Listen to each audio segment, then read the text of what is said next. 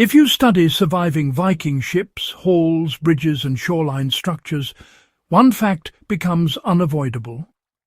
These people worked almost entirely with wood, often in wet, hostile environments, yet their structures endured for centuries. Oak planks from Viking ships still emerge intact from seabeds. Timber posts from Norse settlements remain structurally sound long after modern treated wood would have failed. This was not chance, and it was not superior forests alone. It was a preservation system built on deep understanding of wood behaviour. If you value forgotten engineering and practical historical knowledge, this episode from Thermal Vault is worth your attention. Why Vikings understood wood as a living material that must be guided, not sealed. Viking builders did not see wood as inert material. They understood that it breathed, moved, absorbed moisture and released it. Rot was not treated as an enemy to poison, but as a condition to prevent. Their goal was to interrupt the triangle of decay by limiting moisture retention, denying fungi access to sugars, and reducing oxygen exposure inside the timber. Everything they did followed this logic. Why charring was the first and most important step. One of the most consistent Viking practices was controlled surface charring. Structural timbers, fence posts, ship components and house supports were exposed to fire until the surface carbonized. This was not burning for hardness alone. Charring transformed the outer layer of wood into carbon, which fungi and insects cannot digest. The process was deliberate. Wood was dried first, then rotated slowly over embers or flame to avoid deep cracking. The goal was a thin, even char layer that sealed the surface while leaving the interior strong. This char reduced moisture absorption, blocked microbial access, and stabilized the wood's outer fibers. Why Viking tar changed everything. After charring, Vikings applied pine tar, one of their most powerful preservation tools. Viking tar was not modern roofing tar. It was produced slowly from resin-rich pine in low-oxygen kilns, creating a thick, penetrating substance rich in natural antifungal compounds. Tar was heated before application, so it soaked deeply into the charred surface. This created a layered defense. The char blocked decay organisms, while tar repelled water and sealed microscopic cracks.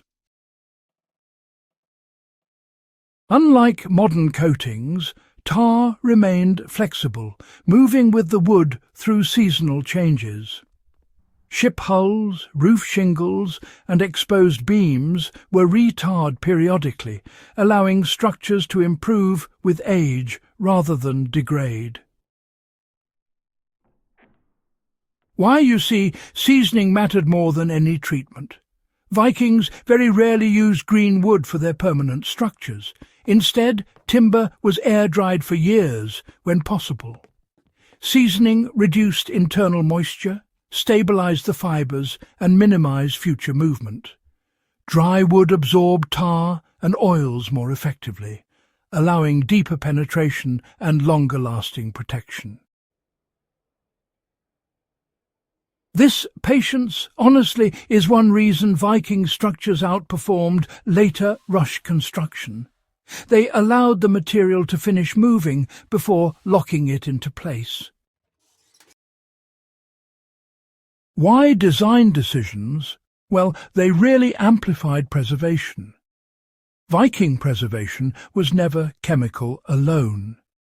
Structural design prevented water from lingering. You know, posts were often set on stones rather than buried directly. Roofs had steep pitches to shed rain quickly, and beams were oriented to minimize exposed end grain. Joints, interestingly, were crafted to encourage water runoff rather than trapping moisture.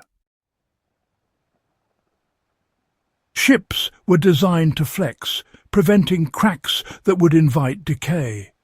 And, well, buildings breathed instead of being sealed airtight.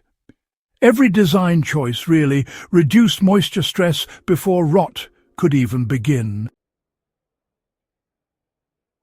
So, how did this system work as a whole, rather than just a collection of isolated tricks?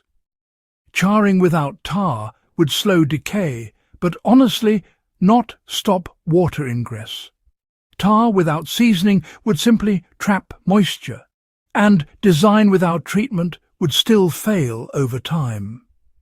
Viking durability, in the end, came from combining all these elements into one coherent system. Fire altered the surface, you see. Tar controlled moisture quite effectively. Drying stabilized the core. The design, well, it prevented accumulation. Each layer, in fact, reinforced the others. This, rather interestingly, explains why Viking wood often lasts longer in harsh environments than our modern pressure-treated lumber exposed to the same conditions. Now, how this knowledge can still be applied today is quite fascinating. This is not merely academic history, oh no, it is practical. For instance, fence posts can be dried, charred and tarred before installation. Outdoor beams, well, they benefit from charring followed by pine tar or raw linseed oil. Garden structures can be built without chemical preservatives by following Viking logic.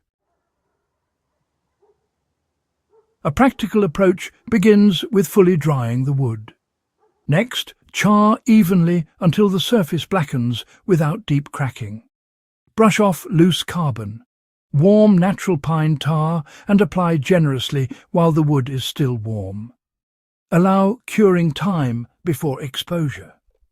Reapply periodically where weather is severe.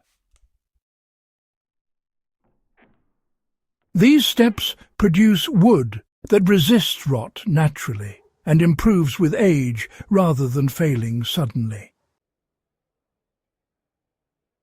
So, why did modern construction abandon these time-tested methods?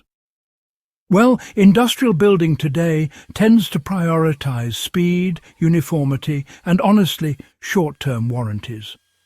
Viking construction, on the other hand, required patience, time, and ongoing maintenance.